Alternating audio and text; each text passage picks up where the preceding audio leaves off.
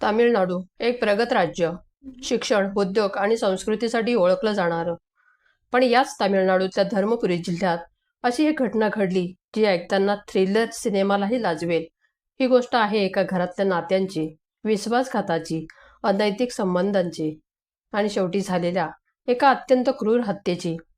ही गोष्ट आहे अरुमुगम नावाच्या एका साध्या माणसाची, जो रोजच्यासारखा कामावर गेला आणि परत आलाच नाही.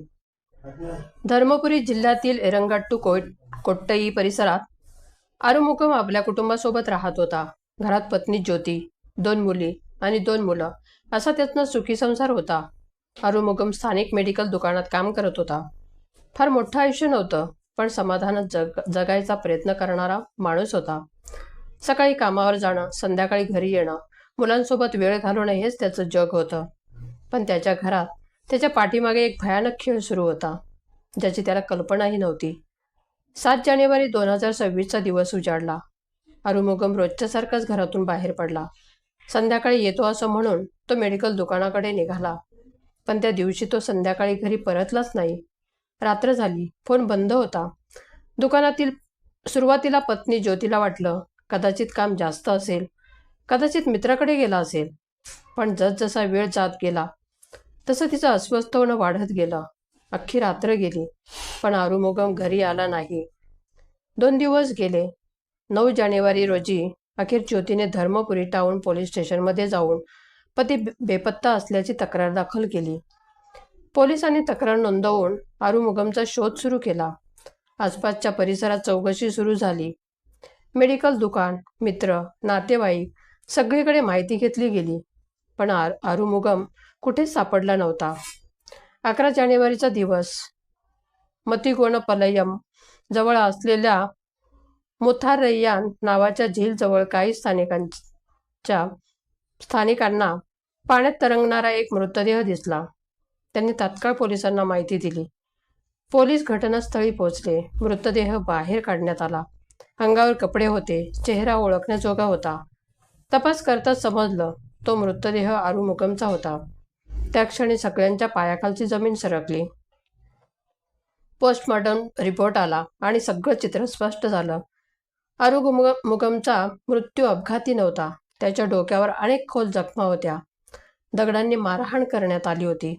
म्हणजेच ही सरळ सरळ हत्या होती.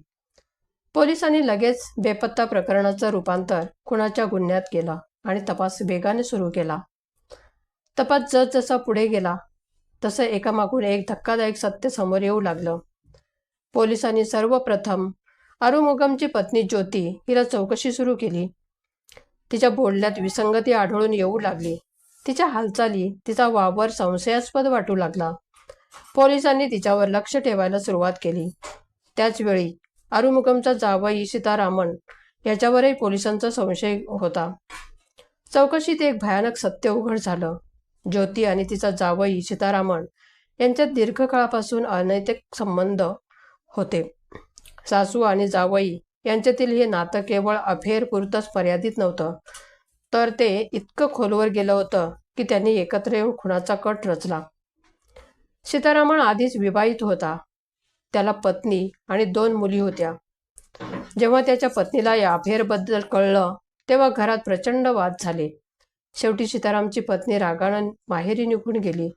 पण तरीही ज्योती आणि सीतारामन आपलं नातं तोडलं नाही. उलट त्यांनी समाजाच्या नजरेत धूळफेक करण्यासाठी एक भयानक निर्णय घेतला. ज्योतीने आपल्या मोठ्या मुलीचं लग्न 6 महिन्यांपूर्वी सीतारामच्या घरात केलं. म्हणजे जावई अधिकृतपणे घरात येऊ लागला. पण यानंतरही सासू आणि जावई यांचं नातं सुरूच होतं. आरुमुगमला जेव्हा या सगळ्या प्रकाराची चाहूल लागली तेव्हा त्याने ज्योतीला जाब विचारला. घरात वाद झाले. आरुमुगम याचा विरोध वाढत गेला आणि हाच विरोध त्याच्या मृत्यूचं कारण ठरला. ज्योती आणि सीताराम यांनी ठरवलं आरुमुगमचा कायमचा वाटेतून काटा काढायचा. 7 जानेवारीला आरुमुगम कामावर जात असताना सीताराम आणि त्याचे 4 साथीदार यांनी त्याला अडवून किडनॅप केलं. त्याला एका सुनसान ठिकाणी नेण्यात आलं. तिथे दगडांनी त्याच्यावर अमानुष मारहाण करण्यात आली. डोक्यावर वारंवार वार केले गेले. आरुमुगम बेशुद्ध झाला. तो जिवंत आहे की नाही याची खात्री न करता त्याचा मृतदेह थुयर रैयान झीलमध्ये फेकून दिला गेला, जेणेकरून हे एक प्रकरण अपघात वाटावं. पोलिसांनी या कटाचा छडा लावताच एकामागून एक आरोपी अटक केले. ज्योती सीतारामना आणि त्याचे 4 साथीदार अशा एकूण 6 जणांना अटक करण्यात आली आणि त्यांना न्यायालयात हजर करून तुरुंगात पाठवण्यात आलं. संपूर्ण धर्मपुरी जिल्ह्यात या घटनेने खळबळ उडाली. लोक अवाक झाले. सासू आणि जावई यांचं असं नातं आणि यातून जन्माला आलेला खुनाचा कट हे ऐकून प्रत्येकजण सुन्न झाला. ही घटना केवळ एका माणसाच्या हत्येची नाही, ही घटना समाजाला आरसा दाखवणारी आहे.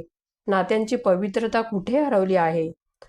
लालसा, वासना आणि स्वार्थ माणसाला किती खालच्या पातळीवर घेऊन जाऊ शकतो याचं हे भयानक उदाहरण आहे. एका घरात 4 मुलं होती. आज त्या मुलांचे वडील गेले, आई जेलमध्ये आहे, जावई आरोपी आहे. या सगळ्याचा फटका निष्पाप मुलांना बसला आहे. आरुमुगमचा गुन्हा इतकाच होता की त्याने चुकीला विरोध केला.